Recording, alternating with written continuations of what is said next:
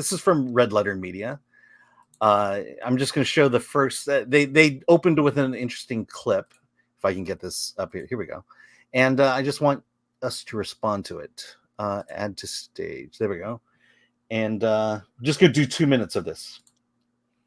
And there we go.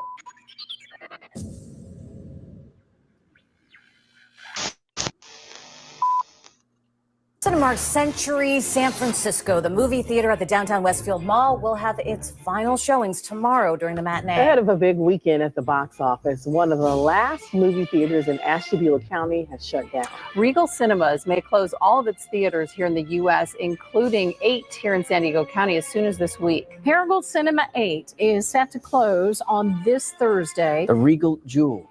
Fox 44's Renato G stopped by the establishment one last time on its closing day.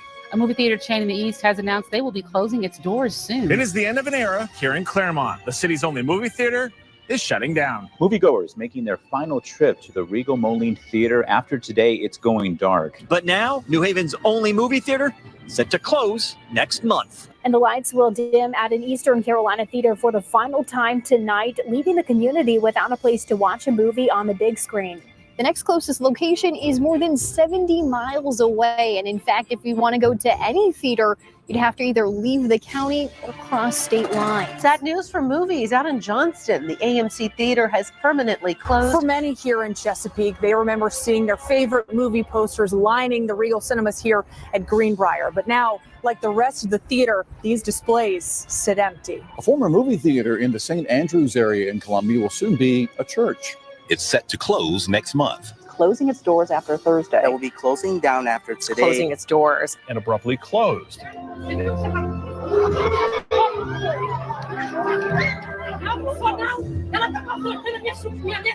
It's hard to believe.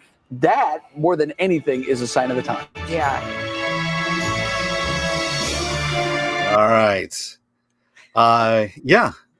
Reactions. Sad to see, man. It's sad to see. I talked about that on my show a couple of weeks ago with Sari Cohen, and it's sad, but not surprising, considering how things have been lately when it comes to just the movie. Like I said, kids aren't going to movies anymore, man. Teenagers aren't going to movies anymore, right? They're on TikTok, they're on YouTube, they're on Twitch. They're not doing that. And these studios aren't making movies for adults anymore. So add the economy to that. You know, none of this is surprising, but it is disappointing. Yeah, it's very sad. Yeah. I did watch a little bit of this. It's quite sad. I think it speaks to overall our culture. I mean, we're in the midst of a monstrous cultural sea change in terms of what's important to us, in terms of our emotional well-being. I mean, movies used to bring you went to movies because they made you happy. I mean, that was kind of going to the whole cinema experience. You would see something that was thought-provoking, it was emotionally engaging, you had something, you got something out of it. Sometimes it changed your life. And I don't think anybody thinks, especially younger people, that that's what the movies do now. No one is watching a movie and having it change their lives the way a lot of us did. And that's why I think video games have supplanted that in the minds of young people. I mean, look, I love a great video game. When I got to the end of Ghost of Tsushima, I thought, oh man, I've accomplished something. This was an amazing experience. I'm the protagonist. I went through feudal Japan. I had this incredible time. And I was the protagonist. Whereas movies are passive. You're passively watching something, and you need to be trained how to watch a movie. From the time you're a little kid, you learn how to watch, you learn how to see layers of meaning. You know, you watch, like Chris is always talking about, a movie diet, your media diet. You have to have a well-balanced media diet to really understand media. Just like people, I've given people comic books that never read comic books before, and they don't know how to read them. Yeah. They're like, I don't understand the medium. And I think because we've only had blockbuster films for the last 2 decades, really, that people never grew up finding other value in films. Not en masse. And I don't know how to change that. I've said for a long time that we live in the post-cinema age, as much as I'm loath to admit it. Yeah, I mean, it's like for my daughter, the only reason she sees movies is because of me. In fact, I have to drag her to movies nowadays, and now it's the job. My job is basically find the movies that will appeal to her. And it was weird, but I took her and her boyfriend to see. Last year, I took her to see The Holdovers, American Fiction, and most recently took him to see Unsung Heroes. And and it's the reaction that the both of them had was, wow, that was incredible, or thank you for taking us to see this movie, because I can damn well tell you their friends aren't seeing these movies. Iron Claw is another one. But it's the way I see it is I have to teach her about movies. I have to teach her the power of movies and why movies are so, why it's such a medium that can really grab you emotionally, mentally, and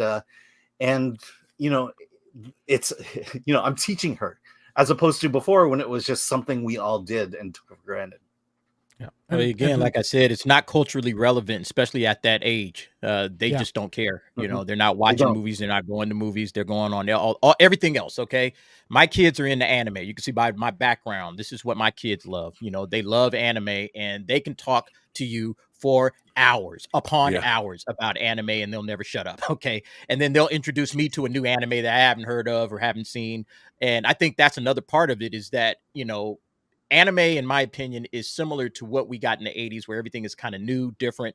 There's, different mediums. There's different, storylines. Nothing's repeated. There are some derivatives, but it's not, the same thing over and over and over again. You get different types of stories. And we're, again, like Rob's saying, we're just getting blockbusters for the last 2 decades. So after you get your fill of blockbusters, you're going to want something else. And if the movie theaters are really not promoting that, or really not offering you a lot of that, and everything is just about, hey, Marvel, it's about, a reboot of an 80s, TV series, and there's a $200 million budget behind it. At what point in time what? I'm good. I'm just going to go ahead and check into the stuff that my friends are into. My friends aren't watching this, and this isn't really interesting to them. It's not interesting to me. So why am I going to come back to it? I'm just like you, Alan. I've been trying to get my kids to go to movies, and they don't want to go.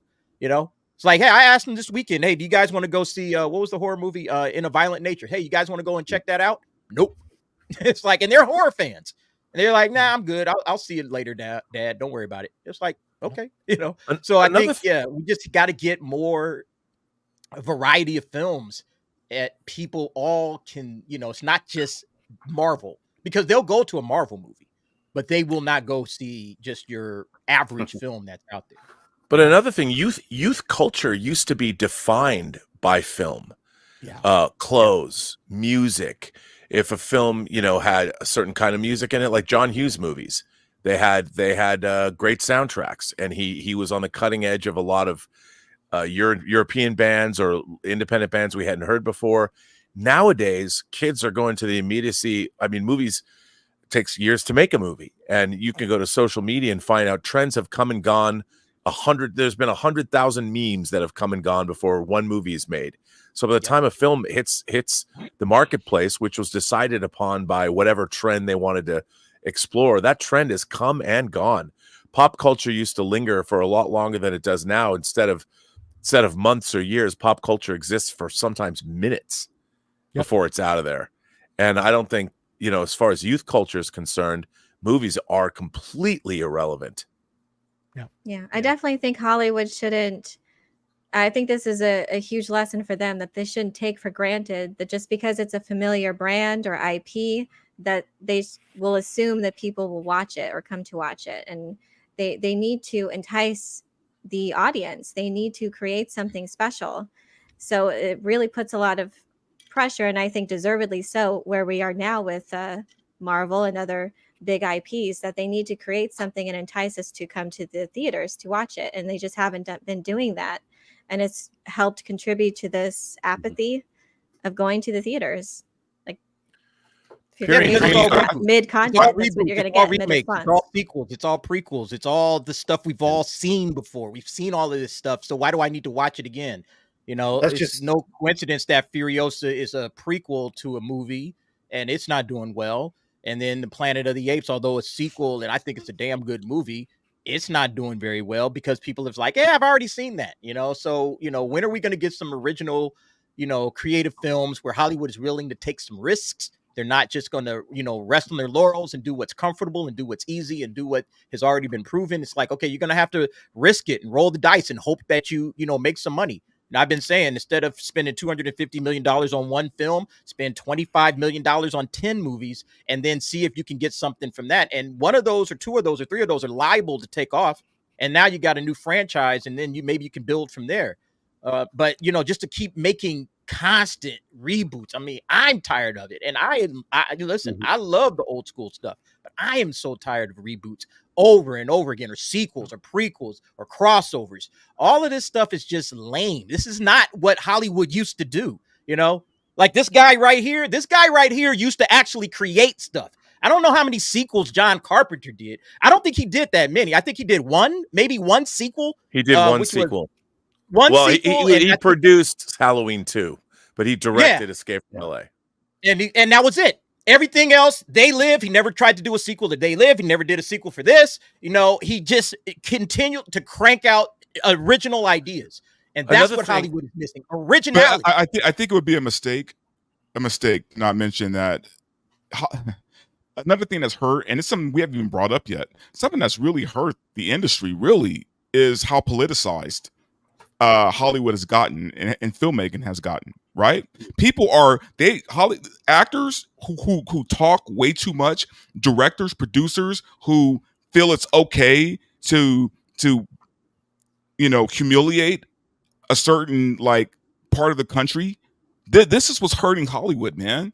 Yeah. It's not just the fact that, sure, times are hard, sure, the economy's bad, right?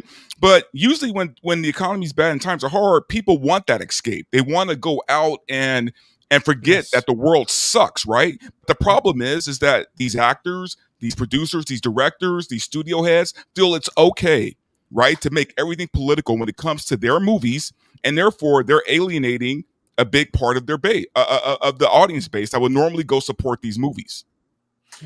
Another thing too, my only link to the youth is through my daughter, and they don't watch us. They don't watch YouTube. They don't watch us people. They watch YouTube, but they don't watch our crowd, the Fellowship, and everything. And when I ask her, why don't your friends like movies, they'll just repeat everything we've said, even though they've never heard any of us talk about it, because they understand what good storytelling is, what bad storytelling is. The other day, she was just telling me she's just tired of female-led action movies. She'd like to see a man once in a while lead an action movie. And it's just, again, they're not watching us. It's not like we're subliminally throwing our messages into their heads. They see it, they know it, and they're not going to this. They're not going to these movies. It's funny. I watched the other day. Pump Up the Volume. Alan Moore's Pump Up. Love that movie. Love that movie, man. Later and Samantha Mathis and Happy Hard Harry, the pirate DJ. I mean, that was like a precursor to what the internet has become. And one of the things about movies like that, or movies like The Breakfast Club, these were movies that were being made by astute adults who were. And Alan Moyle, the director of Pump Up the Volume, had also made the Empire Records.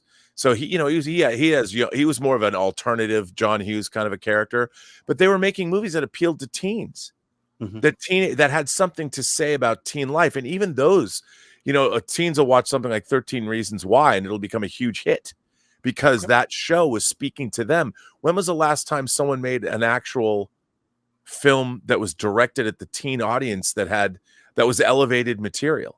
I mean, even something like Less Than Zero in 1987, based on Freddy's and Ella. I mean, for those coke-addicted Beverly Hills kids, but that was 1987. And where's the John Hughes of today?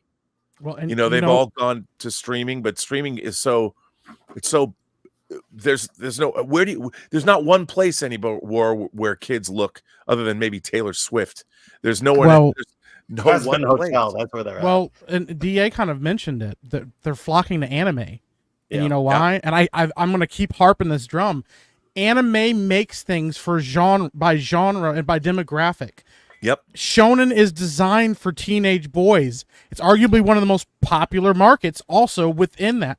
But they don't go, oh, wow, this is other people are watching this too. Adults are watching this. We need to make it more adult. We need to make it appeal more. They just go, this is what it is. This is this is slice of life. People, adults like this kind of stuff. This is for girls. This is for, and they make this stuff for their demographics. And if they resonate with other audiences, then even better for them. But the reality is like that they're taking all of that. They're soaking up these markets. I mean, we watched, I think it was in 2020 when Demon Slayer came to theaters. It was one of the highest grossing movies of 2020. Huge, because people are like, oh my gosh, I get to go watch anime in the theater. Like, this is crazy.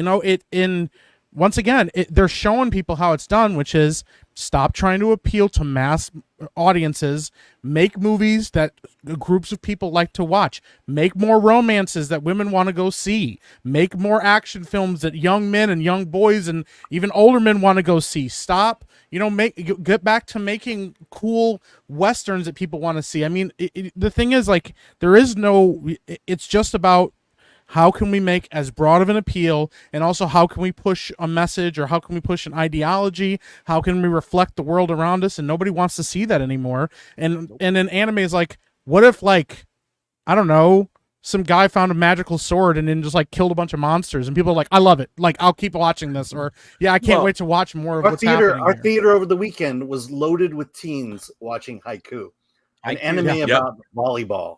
That was the number 5 film of the weekend. Yeah. Yep. And I'll tell you something. That's a great point you just made, because even if you look at movies like Weathering with You or Your Name, or Belle or Suzume or whatever, these feature films that have come out from Japan, these animated films, they have far more emotional resonance and far more connection with the young audience now than anything Hollywood's putting out. Yeah. And some of them are very Baroque. I mean, an idea that the different doors you walk through take you to different realms and you get unstuck in reality and all this. People get it. People understand. And kids today are finding nothing relevant in movies. And that's where your core movie going begins as a youth. My parents would take me to see the Herbie movies or Treasure of Matacumbe or Jodie. To me, my first Jodie Foster movie was Candle Shoe, not Taxi Driver. I love Candle Shoe. Candle Shoe's amazing. And I saw that in a theater because I would go see anything in a movie theater, and now kids don't have that. What are they going to see? My mom introduced me to that. That actually reminds me of what kind of the antithesis of what Kathleen Kennedy just said was that every story needs to represent everybody. I forget her exact wording, but it was something like that. And that was her most recent quote. And it's just, stories shouldn't exclude anybody, I guess, in that way. I don't know if that's what she meant to say, but like sci-fi stuff just generally appeals to a certain demographic, I guess. The majority of men and boys love space opera stuff. It doesn't mean that women can't enjoy it or that girls don't enjoy it. It's just certain genres appeal to certain people that you could just be fans of that. So if you're in a certain genre, your job should be to appeal to fans of that genre. That should always be your goal from the outset. If you're gonna create a story, you have to know what audience you're creating it for, that that they're gonna like and support. And if it's a good story, it appeals to everyone. But if you're going in with a certain kind of point of view, as this has to represent everyone with that sort of pandering point of view, then you end up pleasing no one. And no one will support it in the end, because they can tell you're pandering, and they don't like being pandered to. Kids don't like being pandered to, and women don't like it. It just is what it is. Yeah, Barbenheimer is a great example of that. There's a giant pie in 2023, and there are 2 slices, and it fed both slices and made a lot of money, and it wasn't trying to reach everybody. And that was a $2.5 billion win for a movie that came for 2 movies for that 2 movies on the same weekend. And I'll tell you something else. I just said Candle Shoe, and you knew what I was talking about. I mean, I would assume quite a bit older than you, but when I went and saw Candle Shoe, I knew I was going to see a movie about a girl going to have an experience with her family, and maybe inheriting some money, and there's a mystery involved. I never thought to myself, I don't want to go see that because it's got a female protagonist. I wanted to see that movie. That movie looked like it had an interesting story. And I never once and I saw that movie when I was a kid, probably in my 9 or 10. I don't know when it came out, but that's how old I was. And I didn't sit there and go, I'm not going to go see that because it's about a girl. It looked like an interesting story. And I wanted to find out what happened. The marketing got me, and I'm like, I want to know what the secret is. I want to know what she finds at this mansion and what is her grandmother or aunt hiding. And that's what they've forgotten how to do. They've forgotten how to appeal to the fact that human beings are curious about how stories unfold and how they end. And that's what movies used to do, was they would market a story, and you wanted to know, like, oh, I got to see that. I have to know what happens. But that's also because back then, movies, there was no checkbox, right? You didn't have to check a box to make sure that you hit every quota before you made art, right? I said it yesterday, Robert, on the show that we were on, that my favorite story growing up, my favorite story of all time, is Alice in Wonderland, right? I'm a black dude from the hood, right?